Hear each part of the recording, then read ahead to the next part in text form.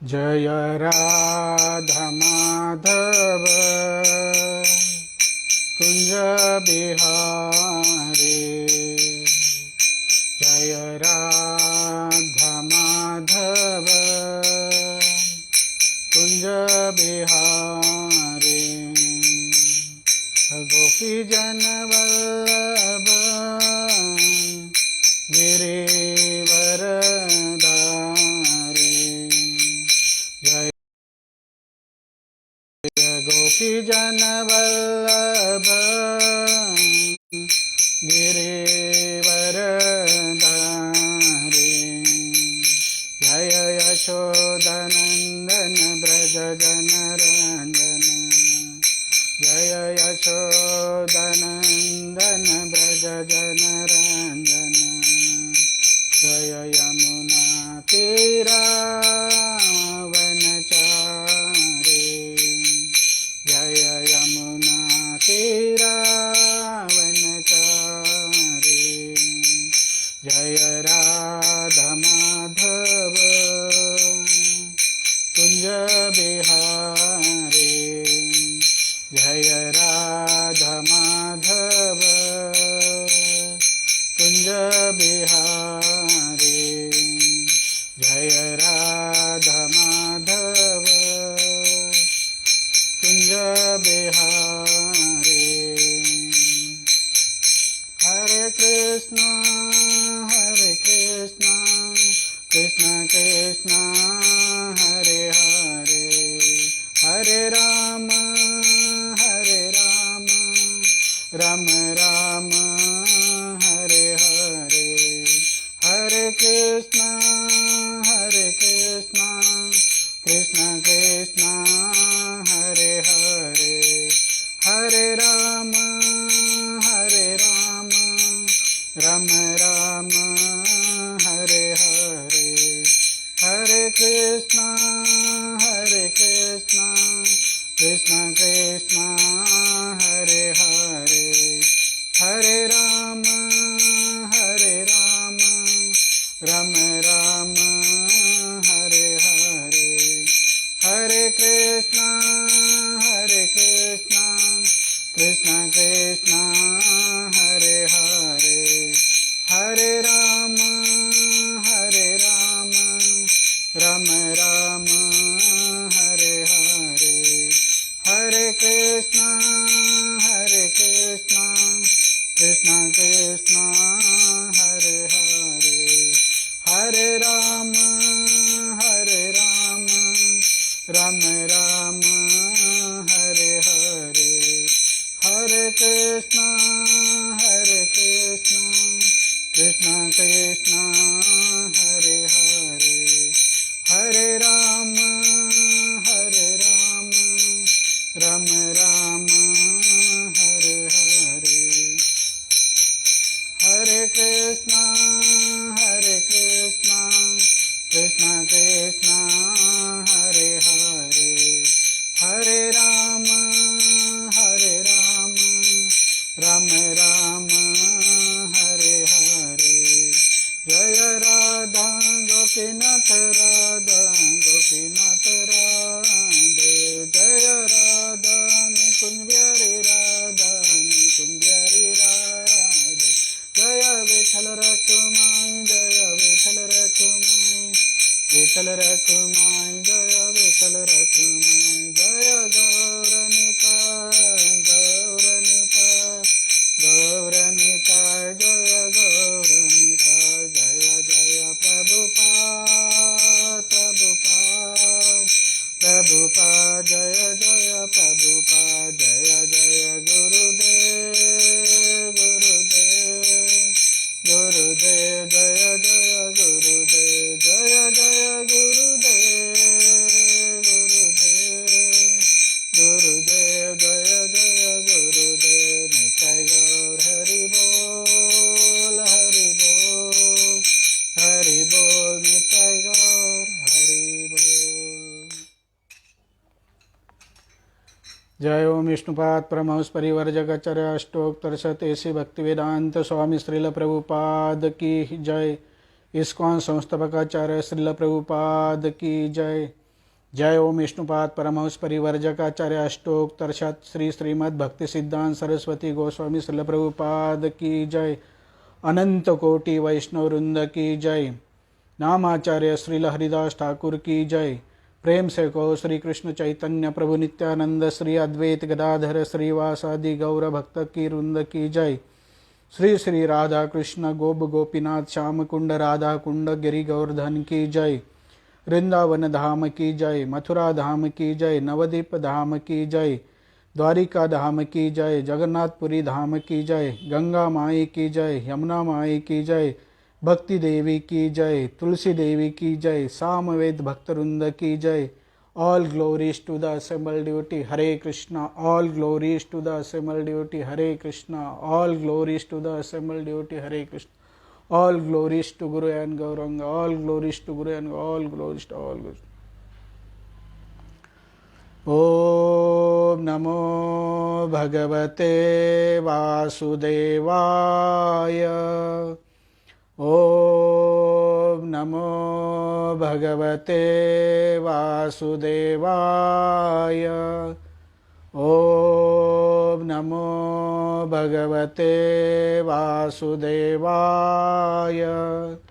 Narayanam namaskrutyam naram chaiva narottamam devim saraswatim vyasam tato jayamudirayet. Nashtaprayeshu abhadreshu nityam bhagavata sevaya.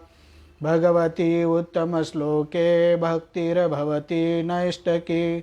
कृष्णाय वासुदेवाय देवकी नंदनाय च नंदगोपकुमाराय गोविंदाय नमो नमः।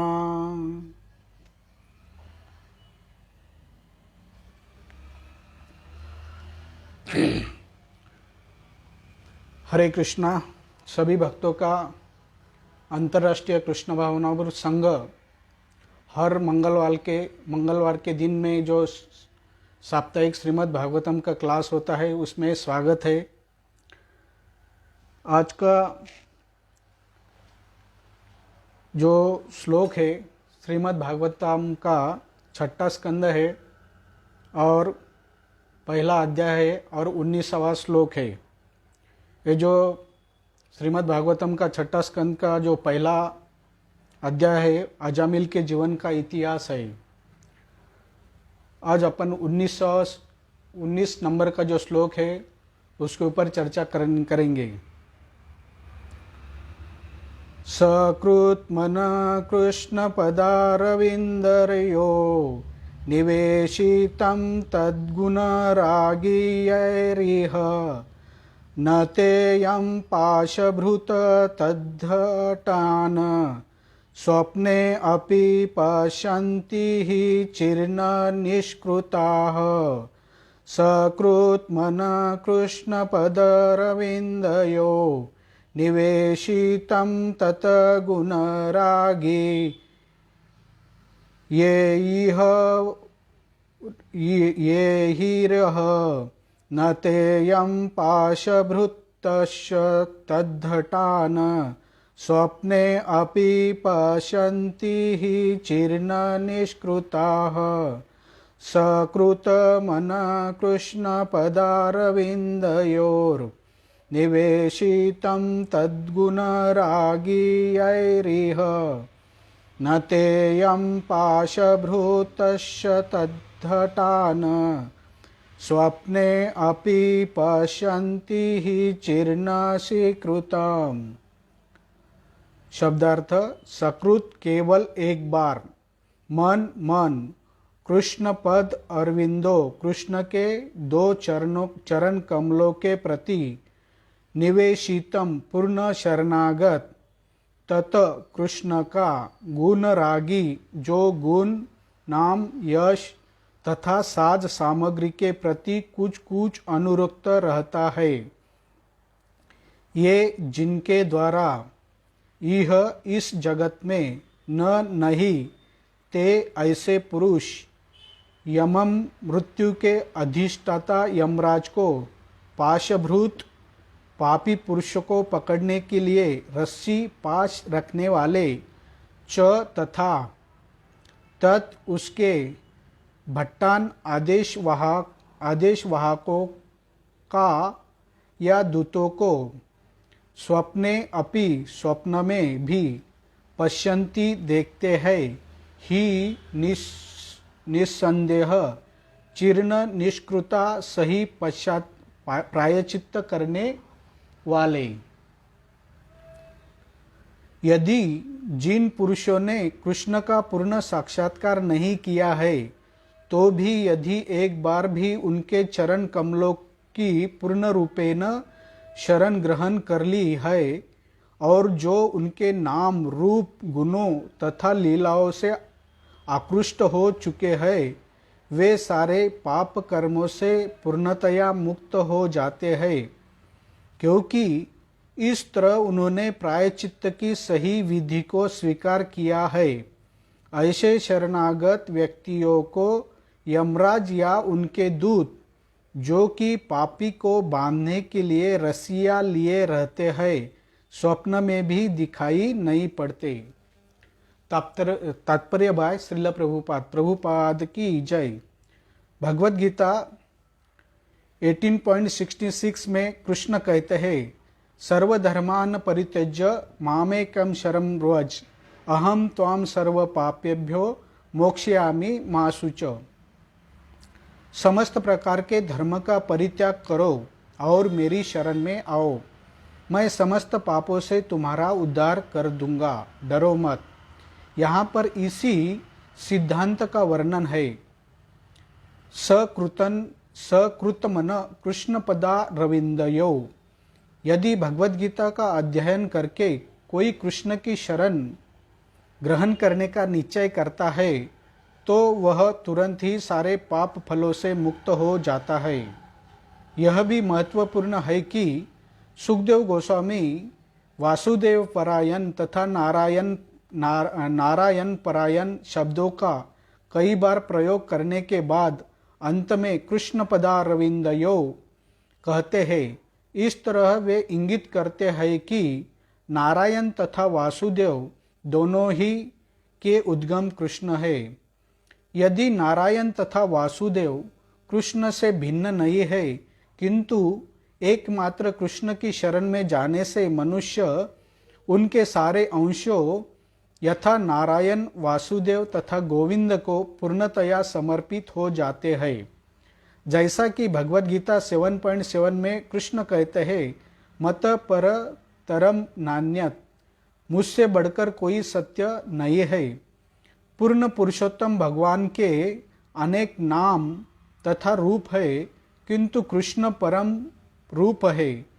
कृष्णस्तु भगवान स्वयं। इसलिए कृष्ण नए भक्तों के लिए संस्तुति करते हैं कि वे एकमात्र उन्हीं की शरण में आए, माम एकम। चूंकि नए भक्त यह नहीं समझ सकते कि वासुदेव नारायण तथा गोविंद रूप क्या है, इसलिए कृष्ण कहते हैं माम एकम। यहाँ पर इसका समर्थन कृष्ण पदा रविंदयो शब्द से भी होता है। नारायण स्वयं नहीं बोलते किंतु कृष्ण या वासुदेव बोलते हैं। भगवत गीता इसका उदाहरण है। अतएव भगवत गीता के निर्देशन का पालन करने का अर्थ है कृष्ण की शरण ग्रहण करना, और इस तरह से शरण ग्रहण करना ही भक्ति योग की सर्वोच्च सिद्धि है। परीक्षित महाराज ने सुखदेव गोस्वामी से पूछा था कि मनुष्य को नारकीय जीवन की विधि दशाओं से गिरने से किस तरह बचाया जा सकता है। इस श्लोक में सुखदेव गोस्वामी यह उत्तर देते हैं कि जिस आत्मा ने कृष्ण की शरण ग्रहण कर ली है वह नरक नहीं जा सकता। वहां जाने की बात दूर, वह अपने सपनों में भी न तो यमराज को न ही उनके दूतों को जो कृष्ण को ले जाने में समर्थ है देखता है। दूसरे शब्दों में यदि कोई नरक में गिरने से अपने को बचाना चाहता है तो उसे पूरी तरह से कृष्ण की शरण में जाना चाहिए। सकृत शब्द महत्वपूर्ण है क्योंकि यह सूचित करता है कि यदि कोई निष्ठापूर्वक एक बार भी कृष्ण की शरण ग्रहण करता है तो वह बचा लिया जाता है, भले ही पाप कर्म करने के कारण संयोगवश वह नीचे गिर रहा हो। इसलिए भगवत गीता 9.30 में कृष्ण कहते, अपि चेत सदुराचारो भजते माम अनन्यमा साधुरेव स मनवत सम्यग वसितो ही स। यदि कोई जघन्यतम कर्म भी करता है किंतु यदि वह भक्ति में रत रहता है तो उसे साधु मानना चाहिए, क्योंकि वह समुचित विधि से अवस्थित हो गया है। यदि मनुष्य क्षण भर के लिए भी कृष्ण को नहीं भूलता तो वह सुरक्षित है, चाहे वह पाप कर्म करने से संयोगवश नीचे क्यों न गिर गया हो। भगवत गीता के द्वितीय अध्याय में 2.40 में भगवान यह भी कहते हैं, नेहाभिक्रमनाशो अस्ति प्रत्यवायो न विद्यते स्वल्पम अप्यस्य धर्मस्य त्रायते महतो भयाम। इस प्रयास में न तो हानि होती है न कि ह्रास, अपितु इस पद पर की गई अल्प प्रगति भी महान भय से रक्षा कर सकती है। गीता में अन्यत्र 6.40 भगवान कहते हैं, नहीं कल्याणकृत कश्चित दुर्गति तात गच्छन्ति। जो व्यक्ति शुभ कार्य करता है वह कभी बुराई से परास्त नहीं होता। सर्वोच्च कल्याण शुभ कार्य तो कृष्ण की शरण में जाना है। नारकीय जीवन में गिरने से अपने को बचाने का यही एकमात्र मार्ग है। जिस व्यक्ति ने कृष्ण की शरण ग्रहण कर ली उसके पाप कर्मों की उपमा उस सर्प से दी गई है जिसके विष दंत निकाल दिए गए हैं। ऐसे सर्प से आगे कोई डर नहीं रहता। वस्तुतः मनुष्य को कृष्ण की शरण ग्रहण करने के बलबूते पर पाप कर्म नहीं करने चाहिए, किंतु यदि कृष्ण के शरणागत हुआ कोई व्यक्ति अपनी पुरानी आदतों के कारण कोई पाप कर्म कर बैठता है तो ऐसे पाप कर्मों का कोई विनाशकारी प्रभाव नहीं होता। इसलिए मनुष्य को कृष्ण के चरण कमलों में दृढ़ता से लग जाना चाहिए और गुरुजनों के निर्देशन में उनकी सेवा करनी चाहिए। इस तरह वह सभी परिस्थितियों में अकुतो भय अर्थात भय से रहित होगा।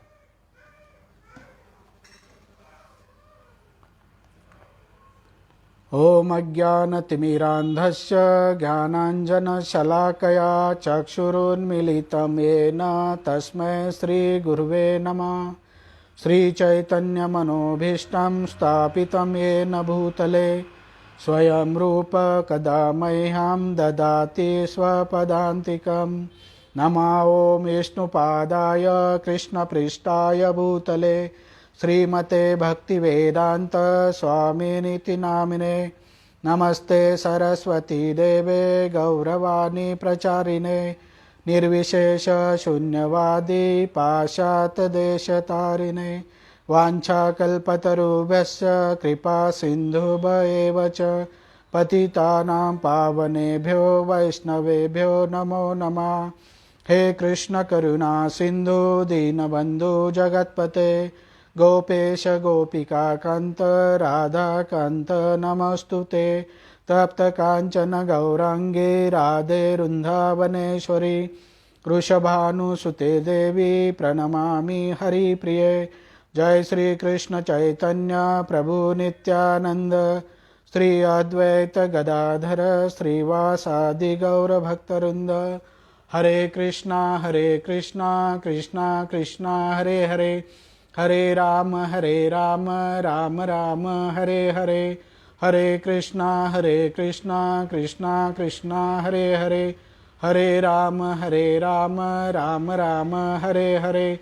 हरे कृष्णा कृष्णा कृष्णा हरे हरे, हरे राम राम राम हरे हरे। ये दरवाजा लाओगे?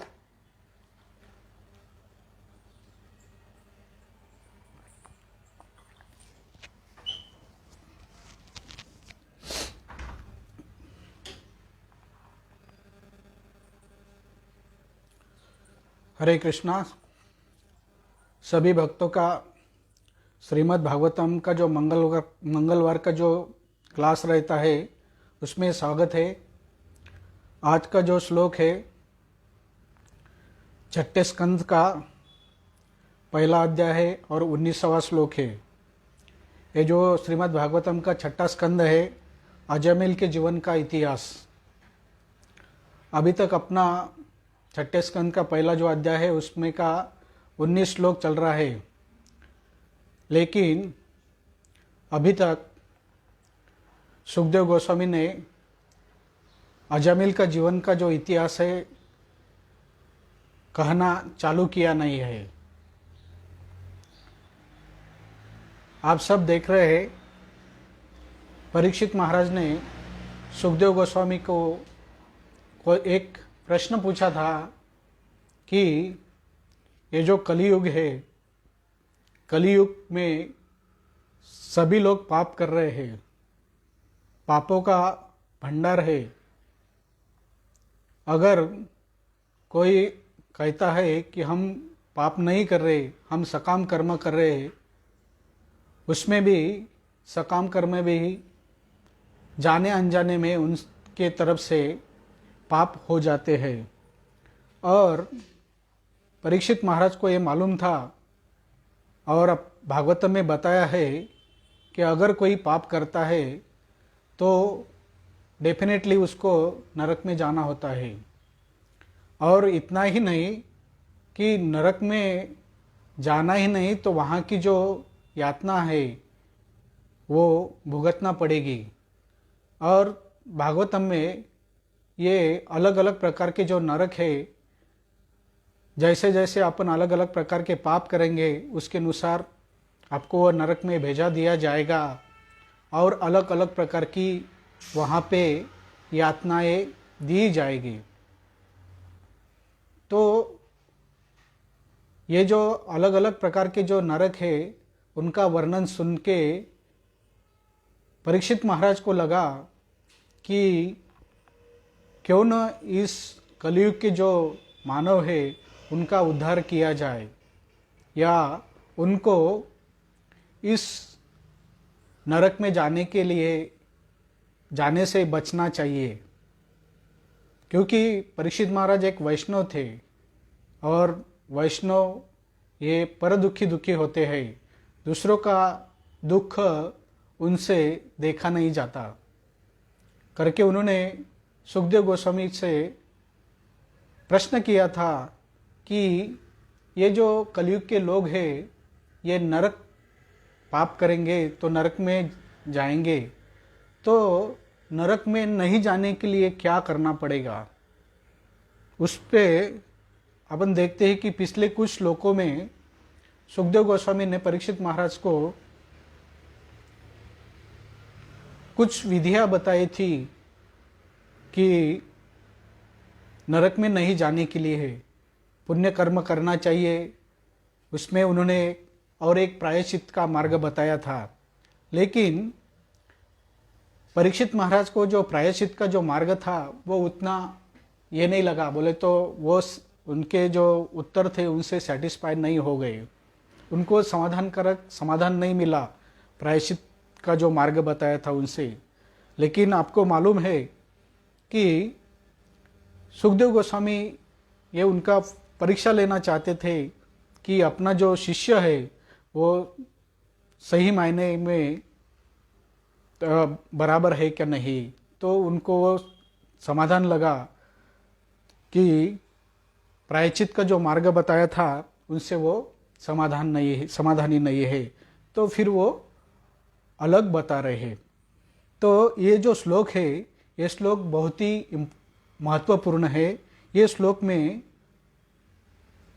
यही बताया है कि सकृतमन कृष्ण पदारविंदरयो निवेशितम तद्गुणार रागी यैरिह नते यम पाशभृतस्य तद्धटान स्वप्ने अपि पश्यन्ति ही चिर्ण निष्कृति। यह जो श्लोक है, यह श्लोक में वही बताया कि भगवान श्री कृष्ण को अगर आप सभी पापों से मुक्त होना चाहते हैं तो भगवान श्री कृष्ण को शरण में जाना चाहिए। और आपने भगवत गीता पढ़ा होगा, भगवत गीता सुना होगा, तो भगवान श्री कृष्ण ने भगवत गीता का जो 18वां अध्याय है उसमें का 66 नंबर का जो श्लोक है वहाँ पे स्पष्ट बताया। वो श्लोक क्या है? सर्वधर्मान परित्यज्य मामेकम शरणम व्रज अहम त्वाम सर्व पापेभ्यो मोक्षयामि मा शुचो। ये श्लोक श्रीमद् भागवतम का ये श्लोक और भगवत गीता का ये श्लोक बहुत ही मिलता जुलता है, क्योंकि उसमें ही भगवान श्री कृष्ण ने शरण आने के लिए बताया है। और यही श्लोक में अगर सुखदेव गोस्वामी कह रहे हैं कि अगर आपको पूरे पाप से अगर मुक्त होना चाहते हो और नरक में नहीं जाने के लिए चाहते हो या बचना चाहते हो तो आपको भगवान श्री कृष्ण की शरण लेना चाहिए। आप सबको मालूम है कि भगवद गीता के शुरू से अर्जुन बहुत ही द्विधा मनस्थिति में था कि क्या करूं और क्या नहीं करूं। भगवान श्री कृष्ण ने अर्जुन को अलग अलग प्रकार के तरीके बताए कि वहाँ तक कैसा पहुँच सकता है। भगवान तक पहुँचने का अलग अलग मार्ग बताया, जैसा कि कर्मयोग बताया, ध्यान योग बताया, ज्ञान योग बताया, फिर बाद में भक्ति योग बताया। यह सब सुनते ही अर्जुन का बहुत ही जमलिंग हो रहा था कि क्या करे, कि कौन सा मार्ग अपनाए, कि भगवान की क्या करे। ये सब उनकी द्विधा मनस्थिति देखकर भगवान श्री कृष्ण जान गए कि अर्जुन द्विधा मनस्थिति में है। उसके समझ में नहीं आ रहा कि क्या करूं, कौन सा मार्ग अप्लाई करूं, क्योंकि अलग अलग मार्ग उन्होंने बताए। कर्मयोग बताया, ध्यान योग बताया, ज्ञान योग बताया, फिर भक्ति योग बताया। स्टेप बाय स्टेप उन्होंने वो बताए, लेकिन उनके समझ में नहीं आ रहा था क्या करूं, कौन सा मार्ग अप्लाई करूं। ये सब आप सब जानते हैं। भगवान श्री कृष्ण अंतर्यामी है, आपके मन में क्या चल रहा है ये उनको पता होता है। तो भगवान श्री कृष्ण जान गए कि अर्जुन के मन में क्या हो रहा है, कि वो डिसीजन नहीं ले पा रहा है कि क्या करना चाहिए और क्या नहीं करना चाहिए। पूरा भगवत गीता वैसा देखेंगे तो भगवत गीता 17 अध्यायों में खत्म हो गया, लेकिन जो 18वां अध्याय है वो अध्याय में उन्होंने समरी बताया। जैसा कि एक जो टीचर रहता है, एक क्लास खत्म होने के बाद एक अगर लेसन पढ़ा रहे हैं, वो टीचर अगर लेसन पढ़ाता है तो लेसन खत्म होने के बाद ये जो विद्यार्थी है उनको क्या समझ में आया या क्या नहीं आया, वो समझाने के लिए वो जो लेसन है, वो जो चैप्टर है, उसको समरी वो लेते हैं। वैसा ही ये जो 18वां अध्याय है भगवत गीता का, वो समरी है। उसमें वो पूरा भगवत गीता का सार बताया। तो उसमें लास्ट में वो समझ गए कि अर्जुन अभी डिसीजन नहीं ले पा रहा, युद्ध करूं या नहीं करूं। तो वो डायरेक्टली वो ये श्लोक में बोलते हैं कि सर्वधर्मान परित्यज्य मामेकम शरणं व्रज अहम त्वाम सर्व पापेभ्यो मोक्षयामि मा शुचो। समस्त प्रकार के धर्मों का परित्याग करो और मेरी शरण में आओ। यहाँ पे स्पष्ट बताया, भगवान श्री कृष्ण बता रहे हैं कि सब छोड़ दो और सिर्फ मेरी शरण में आओ, मैं समस्त पापों से तुम्हारा उद्धार करूँगा। अभी तक आपने जो कुछ पाप किए, जो कुछ किया, उससे मैं आपको पूरी तरह से उद्धार करूँगा, डरो मत। मीन्स इतना कॉन्फिडेंसली बताया कि कुछ करने का जरूरत नहीं, सिर्फ मेरी शरण में आओ, भगवान की शरण में आओ, मैं तुम्हारा सभी पापों से उद्धार कर दूंगा।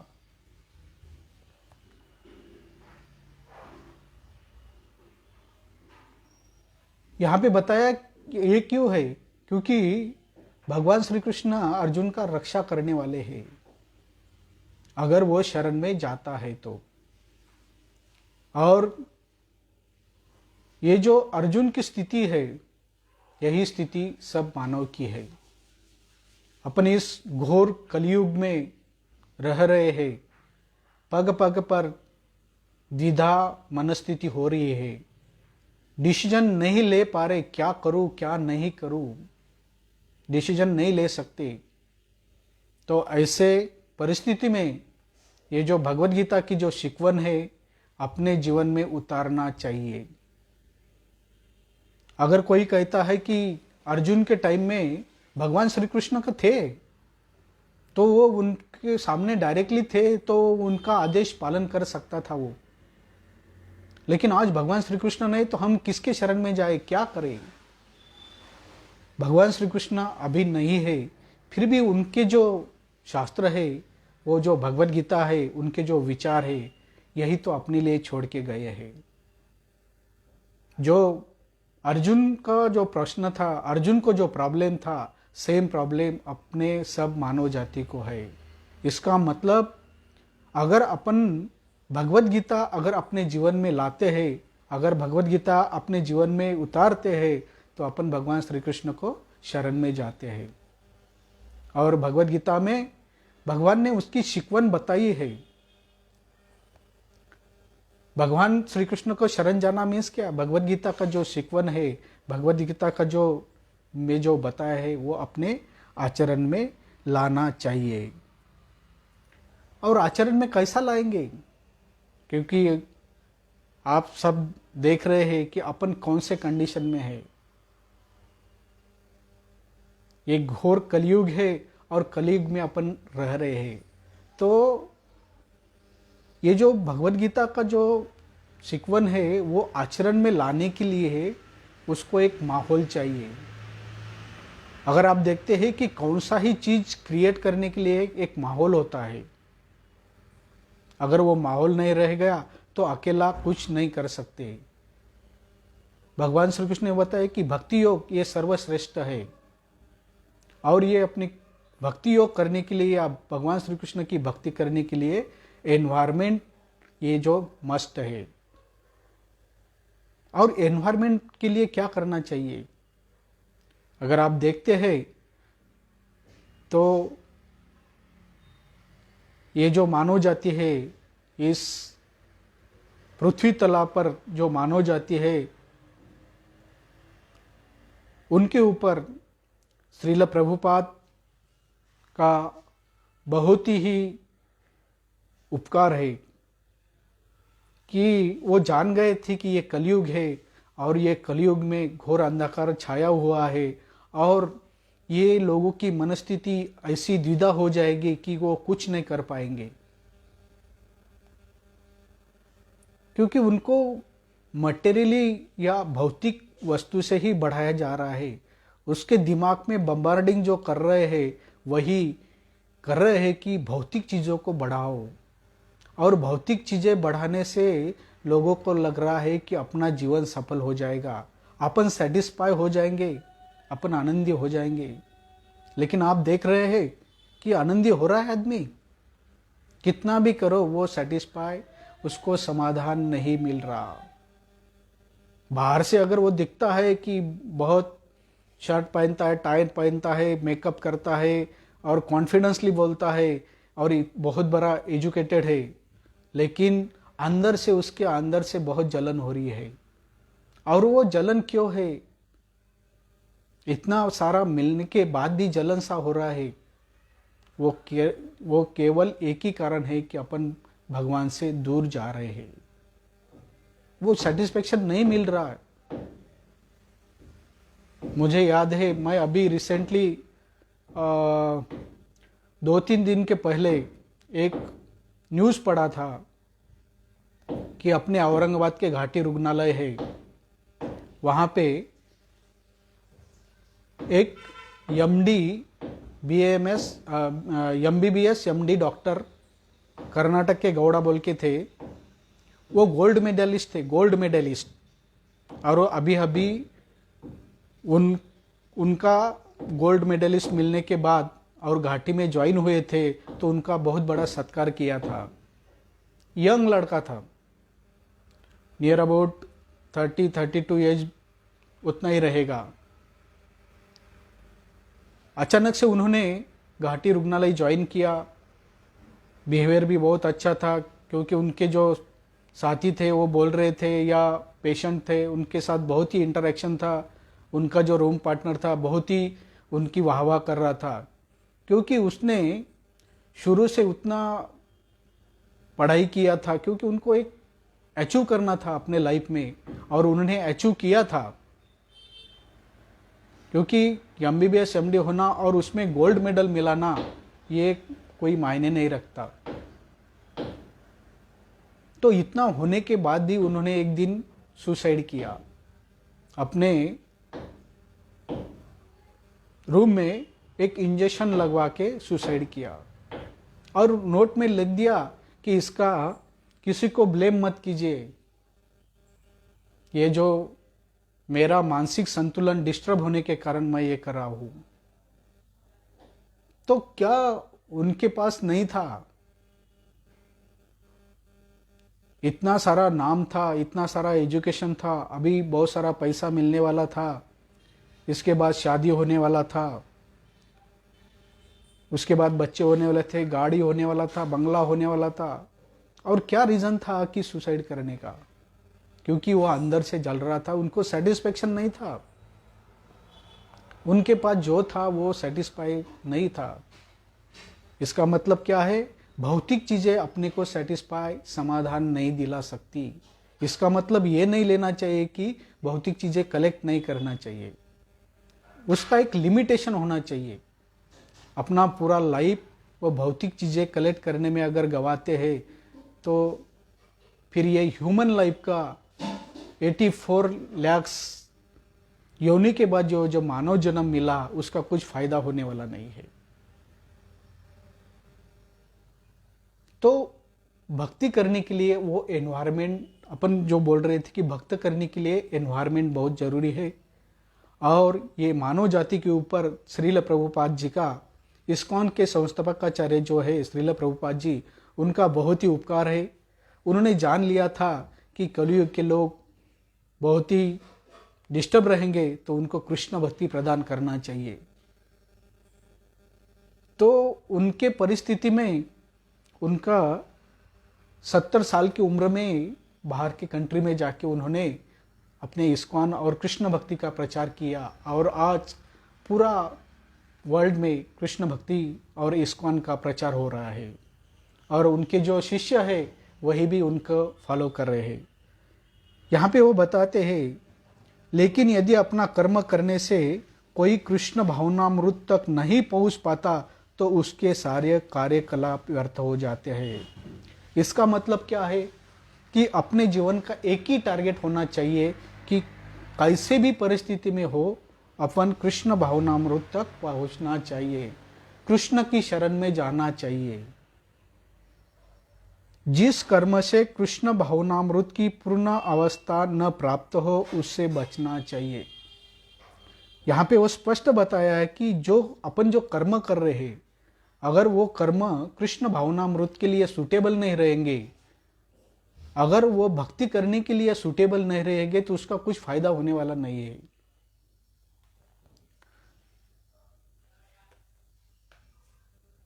फिर वो एनवायरनमेंट कैसा क्रिएट करेंगे? आज अपन देखते हैं कि जिस जगह में अपन काम कर रहे हैं वहां तो कोई ये रहेगा नहीं। सबसे पहले इंपॉर्टेंट ये बात है कि अगर आप कृष्ण से जुड़ना चाहते हैं तो इस्कॉन से संपर्क होना चाहिए, इस्कॉन के भक्त से जुड़ना चाहिए, कम से कम ये भगवद गीता अपने पढ़नी चाहिए। जैसे जैसे आप इस्कॉन के जो प्रोग्राम अगर अटेंड करते हैं तो आपको स्लोली मालूम हो जाएगा कि क्या करना है और क्या नहीं करना है। वहां आपको कुछ छोड़ना नहीं है, घरदार बाल बच्चे छोड़ना नहीं है, वो सब करते करते इसको करना है। अगर आप इस्कॉन को ज्वाइन होते हैं, अगर इस्कॉन को अगर प्रोग्राम अटेंड करते हैं तो आपके घर का वातावरण भी वैसा होना चाहिए। आप अकेले करके कुछ फायदा नहीं, क्योंकि सबसे इंपॉर्टेंट एनवायरमेंट ये जो वातावरण बताया, मैं स्लोली आपके घर के बच्चे, बेबी, भाई बहन, उससे थोड़ा थोड़ा जुड़ना चाहिए। और ये एक दिन का प्रयास नहीं है, उसको टाइम लगेगा। जैसे ही आपके घर का वातावरण वैसा क्रिएट हो जाता है, भक्ति के लिए अनुकूल हो जाता है, तो आप प्रगति कर सकते हैं। बाद में फिर आपके जो भाई बहन है उसको करेक्ट करना चाहिए, आपके जो फ्रेंड सर्कल है उससे क्रिएट करना चाहिए, क्योंकि ये आपको वो भक्ति करने के लिए आसान हो जाएगा। नहीं तो आप भक्ति नहीं कर पा सकते। और दूसरी चीज, ये संग, और आप ऐसे लोगों से कनेक्ट होना चाहिए जो कृष्ण भक्त है, इस्कॉन के जो भक्त है उससे संपर्क में होना चाहिए, ताकि आपको मोटिवेशन मिलेगा कि ये करना क्यों जरूरी है। भक्ति ये बहुत ही सीधी और सरल है, लेकिन अकेला करने की चीज नहीं है। कोई अकेला भक्ति नहीं कर सकता। मैं मेरा एक एग्जाम्पल देना चाहता हूँ कि 15 साल पहले मैं एक छोटे कंपनी में काम करता था। वहाँ पे मुझे सिर्फ 10,000 सैलरी था, और अभी बोल तो नया बारामती में इस्कॉन के प्रोग्राम को जाना चालू किया। जैसे जैसे प्रोग्राम को जाना चालू किया तो मेरा इंटरेस्ट बढ़ गया।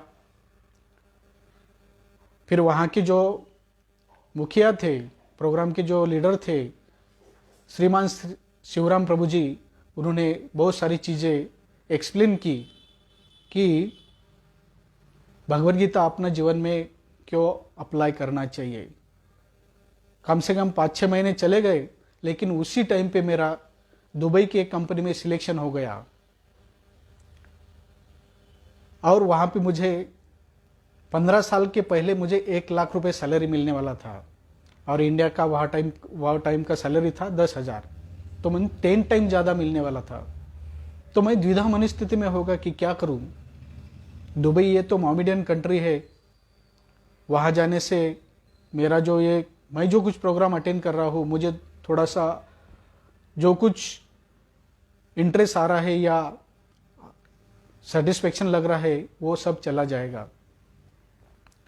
जब मैं मेरे जो फ्रेंड सर्कल में डिस्कशन किया, तो वो बोल रहे ठीक है यार, आपको वहाँ पे 1 लाख सैलरी मिल रहा है और यहाँ पे 10,000 है, तो 10 टाइम ज़्यादा है, तो वहाँ जाओ। ये क्या भगवद गीता या प्रोग्राम सब कुछ ठीक है, बाद में भी कर सकते हैं, रिटायर होने के बाद भी कर सकता है। फिर भी मेरा मन नहीं कर रहा था, लेकिन वो टाइम पे मुझे पैसा भी ज़रूरत था कि वो पैसा आने से मेरा मटेरियल लाइफ अच्छा हो जाएगा। ऐसी परिस्थिति में जब मैं अपने जो भक्त से डिस्कशन किया, उन्होंने भी वो बताया कि आपको जीने के लिए पैसा भी जरूरी है और भक्ति भी जरूरी है। तो ये चीज़ें तो बहुत मुश्किल है वहाँ पे मिलना। इंडिया में बहुत ही आसान तरीका है भक्ति मिलने के लिए। शास्त्रों में बताया है कि जिसका जन्म इंडिया में होता है वो बहुत भाग्यशाली है। फिर मेरा मन नहीं कर रहा था कि जाऊं या नहीं जाऊं। उसी टाइम पे मैं अपने जो शिक्षा गुरु थे श्रीमान शिवराम प्रभु जी से, उससे डिस्कस किया कि प्रभु जी मेरा ऐसा ऐसा एक सिलेक्शन हो गया और वहाँ पे मुझे इतना सैलरी मिलने वाला है और यहाँ पे इतना सैलरी है, तो क्या करूँ, क्योंकि पैसा भी ज़रूरत था और भक्ति भी ज़रूरत है। तो अगर आपका प्रयास रहेगा तो भगवान श्री कृष्ण के न प्रकार न आपको सहायता करते हैं। तो उन्होंने बताया कुछ प्रॉब्लम नहीं, दुबई ऐसा बोल तो एक बेट है या स्टेट है, वहाँ पे बहुत सारे कृष्ण भक्त है, वहाँ पे अपना इस्कॉन का प्रोग्राम चलता है, तो वहाँ जाके भी आप कृष्ण भक्ति कर सकते हैं या इस्कॉन का प्रोग्राम अटेंड कर सकते हैं। तो उसी टाइम पे मुझे बहुत ही एहसास हुआ और डिसीजन लिया कि ठीक है, नो प्रॉब्लम, जाएंगे, क्योंकि वहाँ पे दोनों ही चीज़ मिलने वाला है, कृष्ण भक्ति भी मिलने वाला है और पैसा भी मिलने वाला है। तो ऐसा, और मैंने वो डिसीजन ले लिया, जाने का डिसीजन ले लिया, क्योंकि वहाँ पे एनवायरनमेंट था। तो आप ऐसा कर सकते कि अगर वहाँ पे एनवायरनमेंट है, ऐसे ही चीज़, ऐसे ही जगह पे सोच समझकर वो ज्वाइन करना चाहिए या क्रिएट करना चाहिए। सेम कंडीशन ऐसा हुआ जब मैं 4 साल के बाद इंडिया में आना चाहता था, क्योंकि फैमिली यहाँ पे था। फैमिली अभी इस्कॉन से उतना टच नहीं हो रहा था, क्योंकि वो अकेले थे यहाँ पे। मैं वहाँ से उनको बार बार बोलता था जब करो, प्रोग्राम अटेंड करो, लेकिन वो प्रोग्राम डिले होने के कारण, रात में होने के कारण वो अटेंड नहीं कर पा रहे थे, क्योंकि उनको सुविधा नहीं थी। जब मैं इंडिया आना चाहता था तो वहाँ के जो लीडर थे उन्होंने यही प्रश्न किया था कि आप जिस जगह पे जा रहे हो वहाँ पे इस्कॉन का प्रोग्राम चलता है क्या? क्योंकि भक्त वही चाहता है कि जिस जगह पे आप जा रहे हो वहाँ का वातावरण आपके भक्ति के लिए सूटेबल है क्या? आप भक्तों के साथ रह सकते हैं क्या? कम से कम वीकली प्रोग्राम अटेंड कर सकते हैं क्या? इनका वही टारगेट रहता है। तो आप जो सिलेक्ट करना चाहते हैं, जहाँ पे काम करना चाहते हैं, जहाँ पे रहना चाहते हैं, वहाँ पे ऐसा प्लेस चूज करो कि वहाँ पे कृष्ण भक्ति हो, कृष्ण भक्त हो या इस्कॉन का प्रोग्राम हो, तो आपको बहुत आसान हो जाएगा। अकेले आप कुछ नहीं कर पाते। यहाँ पे दूसरा और एक पॉइंट बताया है कि मनुष्य को चाहिए कि वह अपने आप को निस्सहाय माने, अपने जीवन की प्रगति के लिए कृष्ण पर निर्भर रहे। आप यहाँ पे स्पष्ट बताया कि मनुष्य को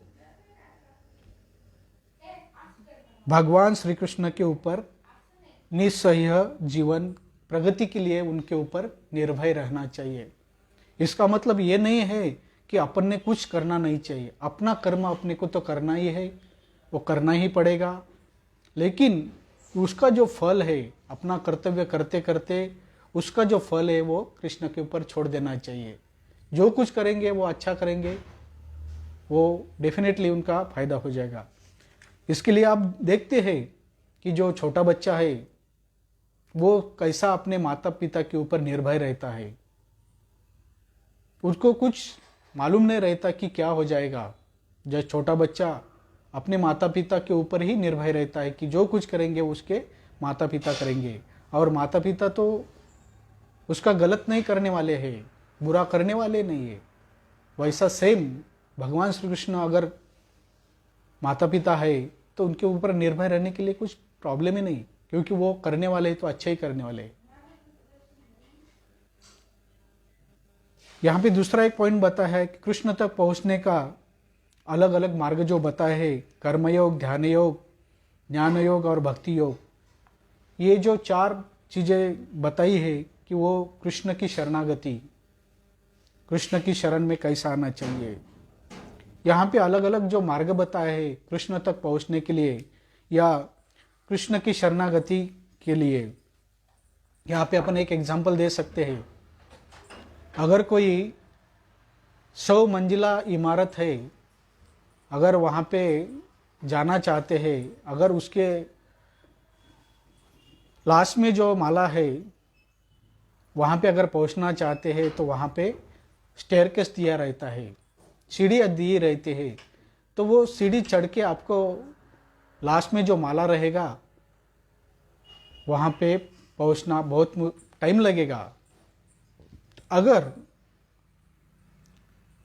वो बिल्डिंग में लिफ्ट है तो लिफ्ट से आप इमीडिएट जा सकते हैं। उसी तरह सेम ये भक्ति योग है। भक्ति योग में बताया कि कृष्ण की शरण में अगर जाने से वो लिफ्ट के सरीका ऊपर जा सकता है। तो ये चीज़ अपने लाइफ में बहुत ही जरूरी है। कृष्ण की शरण में जाने मात्र से वह व्यर्थ समय गंवाने से बच जाएगा।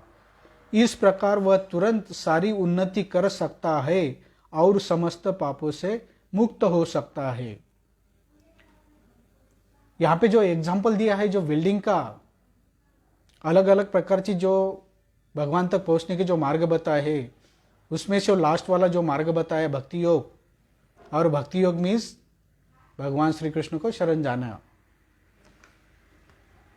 तो यहाँ पे बताया कि अपना टाइम वेस्ट कर रहे हो, ठीक है, आप कर्मयोग करके, ध्यान योग करके, ज्ञान योग करके कर्म भगवान श्री कृष्ण तक पहुंच सकते हैं, लेकिन उसको मालूम नहीं कि कहीं जन्म लगेंगे, कितने जन्म लगेंगे मालूम नहीं है। लेकिन अगर ये करते हैं तो चांस है कि इसी जन्म में आप कृष्ण तक पहुंच सकते हैं। इससे आपका टाइम बच जाएगा और सभी पापों से आपकी मुक्ति हो जाएगी। ये जो श्लोक है, ये श्लोक में वही बताया। ये जो सकृत, यह शब्द बहुत ही इंपॉर्टेंट है, क्योंकि सकृत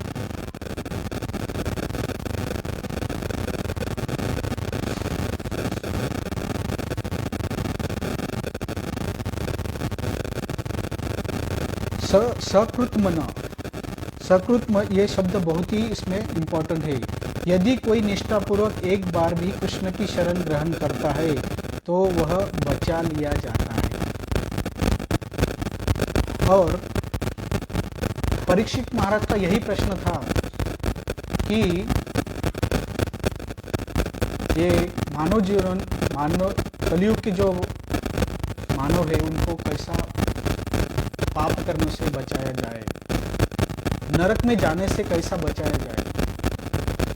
तो यही श्लोक वो इंगित करता है कि भगवान की शरणागति करके अपन ये सब पापों से मुक्त हो जाते हैं, या जो और नरक में जाने से बच सकते हैं। यहाँ तक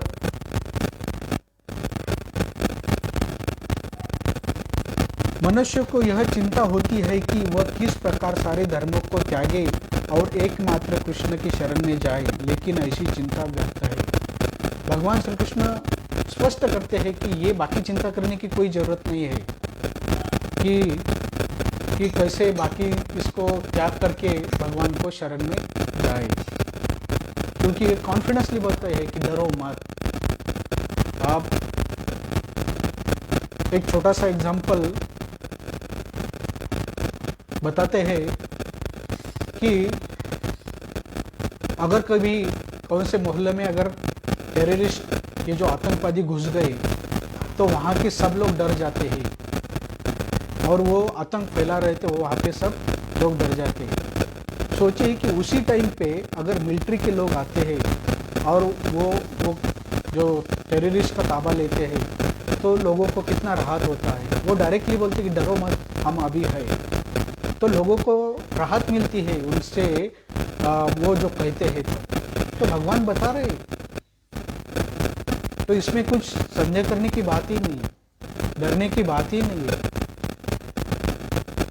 अपना द्विधा मनस्थिति करने की बात नहीं, फुल्ली सरेंडर करना चाहिए। जब वो अपन सरेंडर करने देखे तो पूरा लाइफ आपका उनके हाथ में, वो जो कुछ करेंगे वो एक्सेप्ट करना चाहिए। तो अभी तक सुखदेव गोस्वामी जी महाराज ने वो जो अभी तक अजामिल की कथा शुरू नहीं की है, ये जो अजामिल की कथा है 21वें श्लोक से चालू हो जाएगी। तो अजामिल की कथा शुरू करने के पहले उन्होंने कम से कम 20 श्लोक बताए हैं। वो डायरेक्टली भी उनकी कथा बता सकते थे। ये जो अजामिल की कथा है वो दूसरा कोई नहीं कि अपने हर व्यक्ति के जीवन की व्यथा है, कथा है। ये न के न प्रकार में अपन पाप कर रहे हैं, और अजामिल कैसा भगवान को शरण जाके, इतना पापी था, कैसा भगवान को शरण जाके आप वो कथा आगे आगे जैसे जैसे बढ़ती है तो मालूम हो जाएगा वो कितना पापी था, और इतने पाप करने के बाद भी वो भगवान को शरण कैसा जाता है, वो भी अनजाने में, और भगवान उनको कैसे बचाते हैं और आगे का लाइफ उनका कैसा होता है। तो ये सब अभी 2-3 श्लोक के बाद में आपको मालूम हो जाएगा कि अजमिल की जो कथा है ये हर व्यक्ति की कथा है। जैसा अजमिल भगवान को शरण गया वैसा ही हर व्यक्ति ने अगर भगवान को शरण जाते हैं तो उसका लाइफ, ये जो मानव जीवन सार्थक हो जाएगा।